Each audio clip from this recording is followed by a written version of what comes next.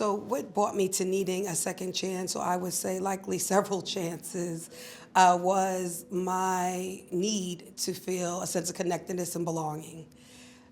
Being raised as an only girl with three brothers in a community where we were the only black family in our neighborhood was my life growing up. Giving all of the opportunities that any child would ever want. You know, I was classically trained in piano, flute, I danced. I played every single sport, captain of every team, president of every club. And when it was time for me to go to college, as I began to try to find that sense of connectedness and belonging, I started dating. It was really my first time away from home. I dated guys who were from the city. They lived a fast life, they sold drugs. I thought that I was smarter and I could do things better. Being raised by entrepreneurs, to me it was a business opportunity. And so I found myself selling drugs. I ended up getting a drug conspiracy charge.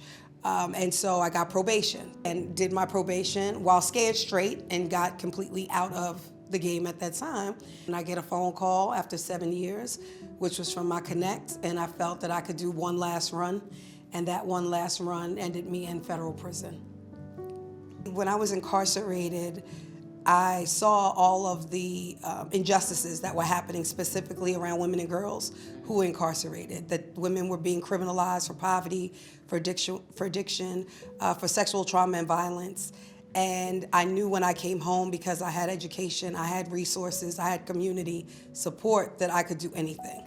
And I came home in 2015, and I started my nonprofit organization, the Ladies of Hope Ministries.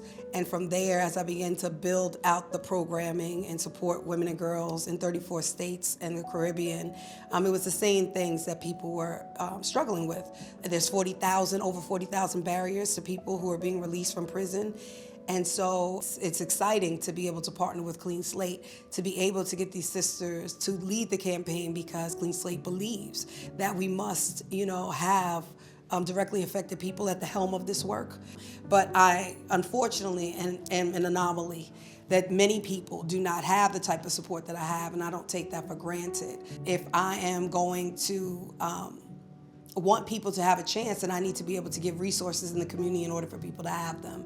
And with 1 in 3 adults with a criminal conviction in this country, it is now everybody's issue.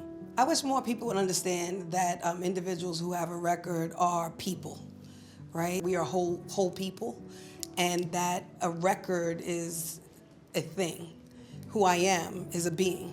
And so, we're talking about things to be defined by. I have a host of things I would much rather be defined by than the thing that landed me through incarceration.